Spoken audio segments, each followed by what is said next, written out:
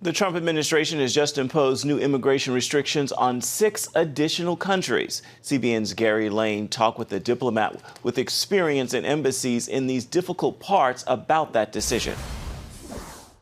Dr. Farag served as a consular officer at several high-risk U.S. embassies. He's author of the new book, Pro-American Immigration, Common Ground in Our Immigration Strategy. Dr. Farag, good to have you with us all the way from Beirut. So why did the president add more countries to the so-called travel ban list? Well, Gary, it depends on who you talk to. When you listen to the mainstream media, it's simply a matter of racism, bigotry, and separating families. But I don't believe that. In my mind, the travel ban is a tool used by the United States government and other governments for diplomatic purposes, in order to push political objectives. Let's look at Syria, for example. Syria has been ravaged by years of civil war and different terrorist groups.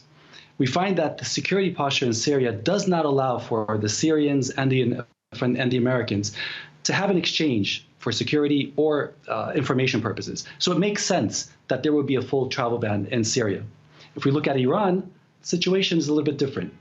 The relationship has also been quite shaky for the past 40 years. We've used different diplomatic tools such as sanctions, military strikes, but at the same time, the president has constantly left the door open for a new Iran deal. And I think it's not a coincidence that the door is open for students to get visas to come to the US. The last example is in Nigeria. Nigeria is an ally of the United States. It's one of our major trading partners. But we also have an issue in Nigeria, which is Boko Haram, another terrorist group.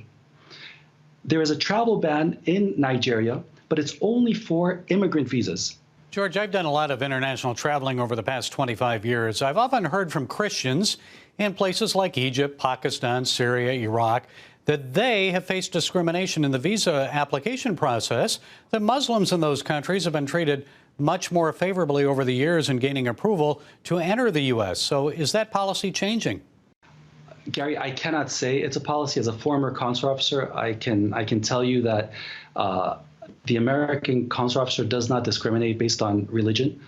So while folks may feel that way, the reality in terms of the actual decision-making process by consular officers at embassies is we make decisions on cases based on the merit of the case, not based on the religion of the applicant.